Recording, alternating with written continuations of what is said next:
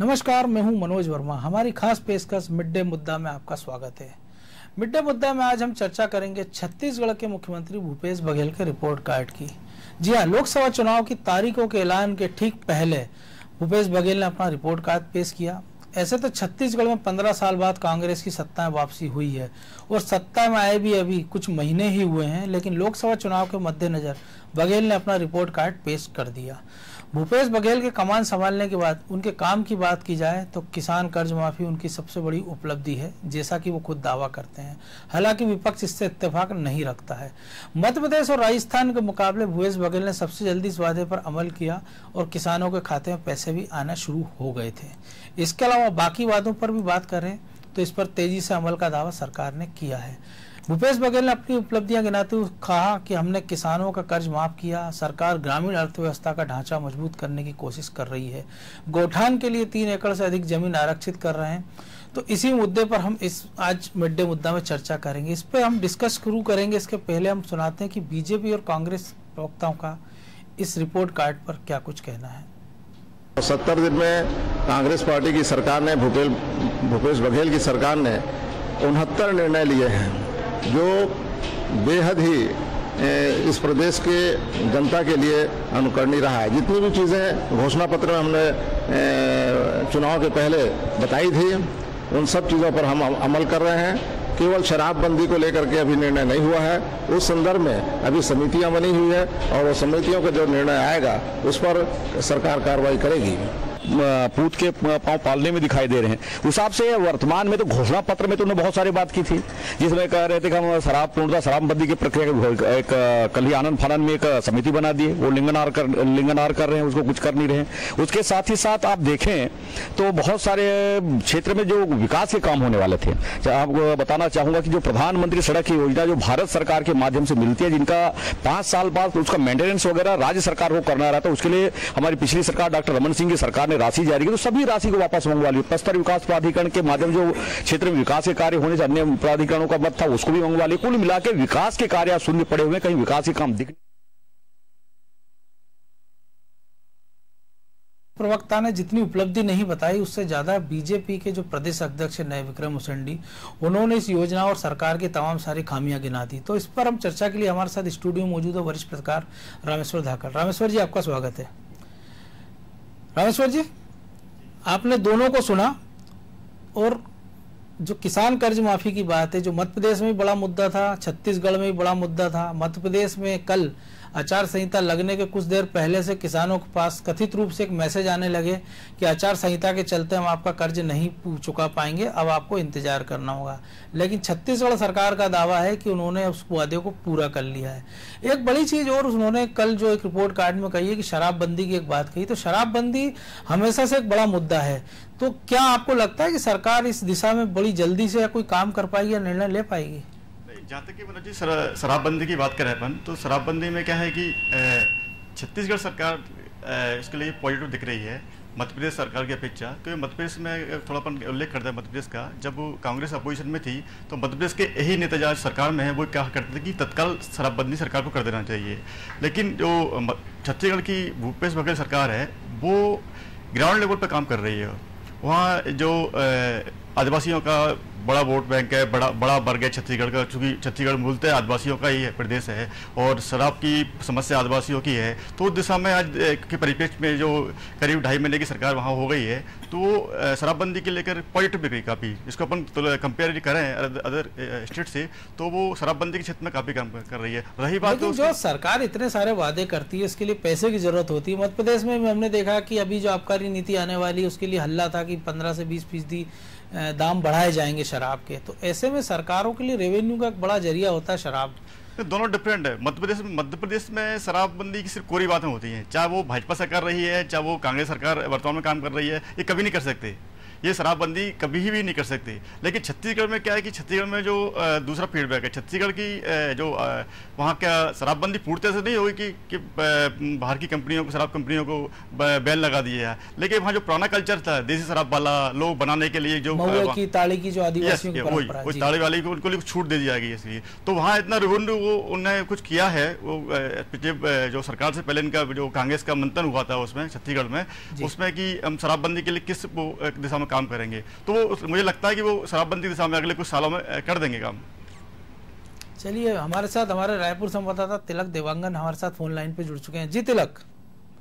जी मनोज जी, जो कल report card पेश हुआ है, जो कुछ मुद्दों की अगर हम बात करें, जैसे पुलिस कर्मियों को वीकली ऑफ है जिसपे सरकारी खजाने में बोझ नहीं है, डीए की सौगात जरूर मिल गई है, लेकिन बेरोजगारों के लिए एक समिति बना दी गई जो उनको बेरोजगारी भत्ते के लिए, तो कुल मिलाकर हिंग लगे ना फिटकरी और रंग भी चोखा वाला काम किया सरकार ने। जी, अगले आने वाले चुनाव जो लोकसभा है उनको देखते हुए जो कांग्रेस की सरकार है छत्तीसगढ़ में, वो लोक लुभावन जो तैयारियां कर रही है, यही एक बात है कि धरातल में कब उतरेगी जो योजना है। वही बीजेपी प्रवक्ताओं का भी कहना है, बीजेपी के बड़े नेताओं का भी कहना है कि ये जुमला दिया जा रहा है कांग्रेस की तरफ से। लेकिन इसमें एक बात है कि कम समय में बहुत सारे ऐसे काम भी किए गए हैं जिनकी तारीफ भी करनी होगी भूपेश बघेल की सरकार की, जैसे कि बिजली बिल आधा करना, 0 यूनिट से लेकर 400 यूनिट तक के जो उपभोक्ता है उनको फायदा मिलेगा। साथ ही साथ शराबबंदी की बात की जा रही है, उसमें पूर्व जो कांग्रेस के अभी विधायक वर्तमान में सत्यनारायण शर्मा जी, उनको अध्यक्ष बनाया गया शराबबंदी समिति के लिए, जो अलग प्रदेशों में जाकर इन्वेस्टिगेशन करेंगे कि कैसे उनको बंद किया जा सकता है। साथ ही साथ यहाँ पे एक बात भी की जा सकती है, विकास कार्य जो किया जा रहा था बीजेपी पूर्व सरकार के द्वारा, उन पर बैन भी लगा दिया गया है विकास कार्यों के ऊपर, जिससे बहुत सारे जो काम है वो रुक भी गए हैं। बाकी एक जो बात है स्वर्ण आरक्षण समिति की, उसको लेके भी एक समिति बना दी गई, जबकि हम देख रहे हैं कि कई सारे राज्यों में इसको लागू कर दिया गया है, तो क्या चुनावी फायदे के लिए इसको रोका गया है या कुछ और कारण थे? ये जो आरक्षण, स्वर्ण आरक्षण यहाँ छत्तीसगढ़ में इसलिए पास नहीं हो पा रहे क्योंकि कांग्रेस की सहमति नहीं बन पा रही विधायकों की, क्योंकि ये इनका श्रेय लोकसभा चुनाव में मोदी जी को जाएंगे उनका, इस कारण से ये शायद रोका जा गया है। साथ ही साथ बताते ये स्वर्ण आरक्षण नहीं होने के कारण बहुत सारे ऐसे बेरोजगार है जिनको आरक्षण नहीं मिल पा रहा है। जी तो इसका नुकसान तो कांग्रेस को भी उठाना पड़ सकता है, क्योंकि बीजेपी निश्चित रूप से उसको मुद्दा बनाएगी। जी, ये तो बहुत बड़ा मुद्दा बन सकता है विपक्षी पार्टियों के लिए, लेकिन इसमें ये मुद्दा बना नहीं पा रहे हैं लोग, जनता तक पहुंचा नहीं पा रहे हैं। मैं तिलक आपको रोकूंगा, हमारे साथ बीजेपी प्रवक्ता फोन लाइन पे जुड़ चुके हैं। जी सुमदानी जी, स्वागत है आपका। जी धन्यवाद। कल जो रिपोर्ट कार्ड पेश किया है भूपेश बघेल का, अभी आपके हमने प्रदेश अध्यक्ष को भी सुना कि कई सारे उन्होंने खामियां गिनाई थी, आप इस रिपोर्ट कार्ड को किस तरीके से देखते हैं? देखिए, कोई रिपोर्ट कार्ड नहीं है, ये तो एसआईटी और कमेटियां बनाने वाली बात है। ये शराब बंदी की बात इन्होंने शपथ पत्र में की थी, शराबबंदी को लेकर 3 कमेटियां बना दी, तो वो अध्ययन दल है, घूमेगा बनाएगा। जब इन्होंने शपथ पत्र में डाला तब अध्ययन दल क्यों नहीं भेजा था? अगर हम बात करते हैं 5-5, 6-6, 7-7 एसआईटी की गठन हुई है, बदले की भावना से काम हो रहा है। बिजली बिल हाफ की बात की थी, अब 400 यूनिट लागू किया गया। लगातार आप देखिए इस मामले में बहुत गंभीर सरकार दिखी नहीं है। 70 दिन में 7,500 करोड़ रुपए कर्ज ले चुकी है सरकार, और 7,500 तो सर इसके लिए तो आप ही को जिम्मेदार बता रहे हैं कि आप खजाना खाली छोड़ के गए। खजाना कहाँ खाली छोड़ा? आप छत्तीसगढ़ के वित्तीय प्रबंधन बहुत अच्छे थे। यूपी गवर्नमेंट में हमारे मुख्यमंत्री जी को सम्मानित किया गया वित्तीय प्रबंधन। 2 महीने में ऐसी क्या स्थिति बन गई, इतना कर्ज लेना पड़ा? इन्होंने बहुत सारी घोषणाएं आउट ऑफ द वे की, और लोकसभा का चुनाव सर पे है, कुछ न कुछ लोगों को विश्वास दिलाना था कि हम काम कर रहे हैं। आप देखिए, नौजवानों को 2,500 रुपए का बेरोजगारी भत्ता लोगों को देने की बात थी, उसमें भी कमेटी बनाई। वो कमेटी इसलिए बनाई है कि लोकसभा चुनाव में ये दहाड़ के बोलेंगे कि हमने कमेटी बना दी। किसान कर्ज माफी के भी एक बड़ा हल्ला है कि किसान कर्ज माफी हो गई छत्तीसगढ़ में। देखिए, किसान कर्ज माफी का जो भी हल्ला है वो वास्तविक रूप में जब तक किसानों के कर्जों के माफी के सर्टिफिकेट पूरी तरह नहीं मिल जाते, तब तक हम कैसे माने कि कर्ज माफी हो गई? तो कांग्रेस ने तो विधानसभा का चुनाव कर्ज माफी और तमाम सारे बेरोजगारी के भत्ते पे लड़ा। अब बीजेपी किस मुद्दों के साथ जनता के बीच जाएगी? केंद्र की उपलब्धियों के आधार पर चुनाव लड़ेंगे और प्रदेश सरकार के द्वारा किए गए विकास कार्यों के मुद्दे पे करेंगे। 4000 करोड़ के विधानसभा चुनाव के पहले हमने विकास के काम स्वीकृत किए थे, जिसे इन्होंने रोक लगा दी। वो सारे पैसे उधर शिफ्ट किए, 7,500 करोड़ कर्ज ले लिया, ब्याज की मार छत्तीसगढ़ की 2.5 करोड़ जनता। मध्य प्रदेश में हमने देखा कि पूरा विपक्ष बीजेपी एकजुट होकर मैदान में आ गई, हल्ला बोल दिया सरकार के खिलाफ, लेकिन छत्तीसगढ़ में ऐसा अभी तक कुछ देखने को मिला नहीं है। छत्तीसगढ़ में भी आपको देखने को मिलेगा, लगातार हम लोग अपनी बात को रख रहे हैं, जनता के बीच में जा रहे हैं, जनता के बीच में अपनी आवाज को बुलंद कर रहे हैं। और ये इतने घबराए हुए लोकसभा चुनाव को लेकर ये आनंद बानंद कुछ भी घोषणाएं कर रहे हैं जी। नहीं तो आप इनको मुद्दा बनाएंगे फिर? हाँ जरूर। चलिए, हमारे साथ जुड़ने के लिए बहुत बहुत धन्यवाद सुंदरानी जी। तिलक, आपने उनको सुना, सुंदरानी जी को? जी जी जी जी मनोज जी, जो चीजें हम जिस पे हम डिस्कस कर रहे थे वही चीजें वो दावा कर रहे हैं, लेकिन जो मध्य प्रदेश की बात करें और छत्तीसगढ़ की, लगभग दोनों जगह वादे समान थे, दोनों जगह लगभग रिपोर्ट कार्ड समान है और दोनों जगह लगभग विपक्ष का रवैया भी एक जैसा है। लेकिन मध्य प्रदेश में जब विपक्ष एकजुट होकर मैदान में उतर आया, चाहे वो पूर्व मुख्यमंत्री हो, चाहे वो प्रदेश अध्यक्ष हो या तमाम सारे नेता हों, छत्तीसगढ़ में बीजेपी किसका इंतजार कर रही है? अब तो उनको नया प्रदेश अध्यक्ष भी मिल चुका है। जी, प्रदेश अध्यक्ष अभी भाजपा कार्यालय में लोकसभा चुनाव के लिए मीटिंग ले रहे हैं, मंथन की जा रही है, जिसमें पूर्व विधायक, वर्तमान विधायक, पूर्व मंत्री, साथ ही साथ प्रदेश जितने पदाधिकारी उनकी मंथन की जा रही है लोकसभा चुनाव से। अभी हम बीजेपी कार्यालय में ही हैं।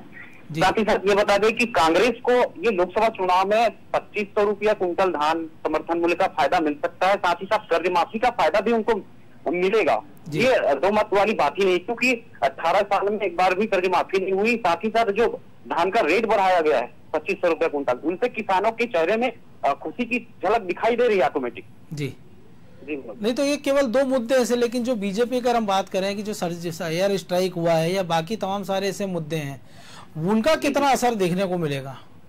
ये जनता के पास ये बात को लेकर जाएंगे बीजेपी पार्टी, इसी का मंथन हो रहा है। हर एक विधानसभा में 11-11 सदस्यीय टीम बनाई जा रही है प्रचार के लिए, चुनाव प्रचार के लिए, और लोकसभा में मॉनिटरिंग के लिए अलग पदाधिकारी को मॉनिटर किया जाएगा, जिससे लोकसभा चुनाव को आसानी से बीजेपी निकाल सके। साथ ही साथ 10 लोकसभा सीटों पर बीजेपी का कब्जा है। यहाँ पर मात्र एक ही सीट है जो कांग्रेस के पास है। ये आंकड़ा अब उलटफेर हो सकता है, ऐसा अनुमान लगाया जा रहा है। जो चुनावी विधानसभा चुनाव के समय जो कांग्रेस ने वादे किए थे, जिसमें से बहुत सारे जो योजना है उनके अंतर्गत लागू की गई थी कुछ, जैसे धान का हो गया, बिजली बिल हाफ हो गया, और 2 साल जो बोनस बचा है उनको भी बीजेपी वाले उठाना चाहे तो ये मुद्दा बन सकता है। चलिए, आपको मैं रोकना चाहूंगा, हमारे साथ जो हमारे सहयोगी स्टूडियो मौजूद है रामेश्वर जी, आपने दोनों को चुना और एक चीज जो निकल कर आई, हमारे जो संवाददाता तिलक बता रहे थे कि जो किसान कर्ज माफी और तमाम सारी जो योजना है सरकार की, उससे उनको फायदा मिल सकता है। लेकिन कई बार जैसे हमने मध्य प्रदेश में देखें कि जिन किसानों का कर्जा माफ हो गया है, तो बाकी जो हड़बड़ी में जिनका कर्जा माफ नहीं हुआ, तो कहीं ये दाव उल्टा भी नहीं पड़ सकता बीच कांग्रेस के लिए? नहीं, मध्य प्रदेश में तो कर्ज माफी का दाव उल्टा पड़ेगा ही तो तय है, क्योंकि छत्तीसगढ़ की अगर हम बात करें, छत्तीसगढ़ पर परिप्रेक्ष्य में क्या है, इतना नुकसान कांग्रेस को कर्ज माफी की वजह से नहीं होगा, क्योंकि क्या है कि वहाँ एक तो किसानों की संख्या कम है, मध्य प्रदेश की अपेक्षा काफी कम है, उनका फंडिंग की जो प्रॉब्लम थी वो भी कम है, तो वहाँ लेकिन उनका बजट भी कम है ना, जैसे हमने सुना कि सरकार चलाने के लिए लगातार वो लोन ले रहे हैं, वो भी उसी बात पे मैं आ रहा हूँ, बजट भी उनका कम है, लेकिन वहाँ उनने लोगों को कर्जा माफ किया है। और उसको जो मध्य प्रदेश में SMS जो पहुंचे, खाते में पैसा पहुंचे, वो काफी देरी से पहुंचे, किसानों के कम संख्या में पहुंचे, वहां अपेक्षाकृत नंबर ऑफ काउंट किसानों के देखे काफी पहुंच गए। बड़े किसान वहां कम है, छोटे किसानों को उन्होंने पहुंचा दिया। तो दोनों को कंपेयर करें तो छत्तीसगढ़ में कांग्रेस को लोकसभा चुनाव में ये कर्ज माफी के थोड़ा फायदा मिल सकता है, इतना नहीं मिलेगा कि एकदम की विधानसभा की तरह मिले उनको फायदा। लेकिन जो अभी स्थिति हम बात करें कि बीजेपी के पास वहाँ 10 सीटें हैं और कांग्रेस के पास 1 है, तो इसमें कितना चेंजेस हो सकता है? क्योंकि विधानसभा में हमने देखा कि एक तरह से बीजेपी का सफाया हो गया है। विधानसभा लोकसभा चुनाव की दोनों कंडीशन अलग अलग होती हैं, और मुझे जो लगता है कि लोकसभा का चुनाव जो लड़ा जाएगा, जो केंद्र की सरकार क्या कर रही है, केंद्र की सरकार ने पिछले 5 साल के अंदर क्या रहेगा, उस पर ज़्यादा फोकस रहेगा। क्योंकि अपन अलग अलग चुनाव की देखें, जो निचले स्तर पर नगरीय निकाय के चुनाव होते हैं उनके परिणाम अलग आते हैं, फिर विधानसभा के चुनाव होते हैं उनके अलग आते हैं, पंचायतों के चुनाव अलग आते हैं, अलग अलग चुनाव की कंडीशन अलग होती है, तो इस पर मुद्दा अलग रहेगा। लेकिन जो केंद्र सरकार ने भी एक स्कीम लागू की है कि जो 5 एकड़ तक के छोटे किसान हैं उनके खाते में प्रति वर्ष 6,000 रुपए की राशि जाएगी, उसका बीजेपी को कितना लाभ होगा? क्योंकि बीजेपी के नेता इस इश्यू से बच रहे हैं, लगातार वो किसान कर्ज माफी को मुद्दा बना रहे हैं कांग्रेस के, लेकिन वो इस बात का जिक्र नहीं कर रहे कि उनकी खुद की केंद्र सरकार ने किसानों के लिए प्रति वर्ष 6,000 रुपए की एक राशि मुकर्रर कर दी है, जिसकी पहली किस्त करोड़ों किसानों के खाते में चली भी गई है। देखो, जो नरेंद्र मोदी सरकार की जो किसान समृद्धि योजना जो 6,000 रुपये डालने की सालाना है, उसका मेरे ख्याल से 2,000 रुपये किसानों के खाते में पहुंचा है। मध्य प्रदेश में नहीं पहुंचा, मध्य प्रदेश में कंडीशन अलग थी, या तो अभी सूची भी नहीं दी है ना। हाँ, सूची नहीं बनाने में असफल रही है, तो उसका ये फायदा क्या है कि उस सरकार को, केंद्र सरकार को नहीं मिलेगा। क्योंकि क्या है कि कर्ज माफी का इशू जो है वो कांग्रेस सरकार ने शुरू किया है, वो कांग्रेस को उसका फायदा मिलेगा जी। जी, हम आपके पास आएंगे। जो किसान कर्ज माफी की जो बात कर रहे हैं, जो खातों में जो पैसों की बात हो रही है 6,000 रुपए, तो छत्तीसगढ़ में कितने किसानों को इसका लाभ मिलने वाला है? तकरीबन इनको जितना उनका कर्ज माफी का जो आंकड़ा था इनका किसानों का, छत्तीसगढ़ सरकार करीब मेरे ख्याल से 5,000 किसान जो 5 लाख किसान का जो था उसी परिप्रेक्ष्य में इनको मिल रहा है, मतलब खाता 2,000 रुपये जो तिलक जी। अभी जो बात हो रही है जो 6,000 रुपए की, तो छत्तीसगढ़ सरकार ने सूची सौंपी है कि नहीं केंद्र सरकार को? क्योंकि मध्य प्रदेश सरकार ने तो इनकार ही कर दिया, एक तरह से दी भी नहीं है सूची, और अब तो आचार संहिता भी लग गई है। जी, किसानों को ढूंढने का वो कार्य किया जा रहा है, फॉर्म भरवाने का काम किया जा रहा है। अधिकतर इलाकों में, ग्रामीण इलाकों में किसानों के फॉर्म अवेलेबल कर दिया गया। पंचायत लेवल से इस फॉर्म को इकट्ठा करके डाटा दिया जा रहा था, लेकिन अभी आचार संहिता लग गया है, काम भी रुक गया है जी। तो क्या बीजेपी को उसका फायदा मिल सकता है इस चुनाव में? बीजेपी को फायदा कुछ मिलेगा, उन छोटे किसानों से मिलेगा जिनको 6,000 रुपया दिया जा रहा है। कई किसानों के खाते में एक किस्त भी आ चुकी है, उन किसानों को मिलेगा। लेकिन हम ये बात कह रहे कि जिन जिन किसानों के खाते में पैसा नहीं आया है, तो उनको कहना मुश्किल है कि ये इनको बीजेपी को फायदा मिलेगा इनसे। एक चीज हो रही, कल दावा किया गया कि पुलिस कर्मियों को वीकली ऑफ का तोहफा दिया गया है, लेकिन चुनाव शुरू हो गए, आचार संहिता लग गई, तो वीकली ऑफ तो वैसे भी सारे कैंसिल हो जाते हैं, सरकारी कर्मचारियों की छुट्टियां रोक दी जाती है, तो इसका क्या इम्पैक्ट आएगा? इनफेक्ट ये जो पुलिस विभाग में पुलिस अधिकारियों को सप्ताह में एक दिन छुट्टी दी जाएगी, ये घोषणा किए है मुख्यमंत्री ने, उनका असर 2 महीने बाद दिखेगा। लेकिन कहीं न कहीं अंदर से जो पुलिस विभाग के कर्मचारी है वो तो खुश है, क्योंकि कई सालों से इनको छुट्टी नहीं मिल रही थी, वीकली ऑफ नहीं हो रही थी विशेष जी मनोज। और इसके अलावा क्या इश्यू हो सकते हैं जो कांग्रेस के लिए मददगार साबित हो सकते हैं या बीजेपी के लिए परेशानी का सबब बन सकते हैं? बीजेपी के लिए परेशानी का सबब नरवा घुरवा बारी गरवा जो प्रोजेक्ट है, आगे चलकर वो परेशानी हो सकती है। लेकिन ये जो प्रोजेक्ट अभी धरातल पर नहीं आई है, एक दो जगह मुख्यमंत्री ने उनका प्रोजेक्ट रखवाया गया, जैसे धमतरी में जाके उन्होंने चरामा में आसपास ये प्रोजेक्ट किया है। और साथ ही साथ कई बार दबी जुबान से हम बीजेपी वाले के मुंह से भी सुने हैं कि ये नरवा घुरवा बारी जो है करोड़ों का प्रोजेक्ट है, ये बड़ा काम है जी। जी मनोज, चलिए हमारे साथ जुड़ने के लिए बहुत धन्यवाद तिलक जी। जी जी। तो रामेश्वर जी, आपने सुना, और एक चीज और निकल के आई जो छत्तीसगढ़ की जो राजनीति है, कि पहले जो हमने देखा था कि लगातार जब अध्यक्ष और मुख्यमंत्री के लिए खींचतान मची, एंड टाइम पे भूपेश बघेल का नाम सामने आया, अब जाके स्थिति क्या बनेगी? क्योंकि चुनाव उनके नेतृत्व में एक तरह से पार्टी लड़ेगी और वही चेहरा होंगे, लेकिन राष्ट्रीय इशू अलग होते हैं, प्रदेश के इशू अलग होते हैं, तो क्या इसका खामियाजा भी या उसका फायदा, दोनों चीजें भूपेश बघेल को भुगतना होंगी?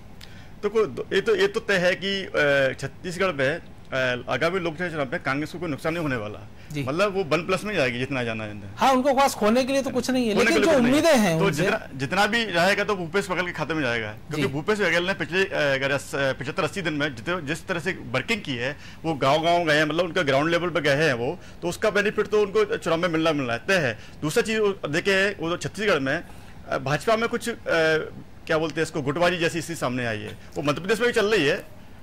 लेकिन यह है कि वो अब जो पिछले चुनावों तक कांग्रेस पार्टी पे आरोप लगते हैं, भारतीय जनता पार्टी लगाती है कि ये खेमों बटे हैं, गुटबाजी है, एक कांग्रेस है, वो कांग्रेस है, 5 जगह कांग्रेस चलती है, वो आरोप अब पिछले 2 महीने के दौरान देखने नहीं मिल रहा है, ना छत्तीसगढ़ में देखने को मिल रहा है। विधानसभा चुनाव के समय देखा था कि अजीत जोगी की जो पार्टी थी उसने और मायावती की बहुजन समाज पार्टी ने मिलकर चुनाव लड़ा, हालांकि नतीजा जो उन्होंने उम्मीद लगाई थी वैसे आए नहीं है।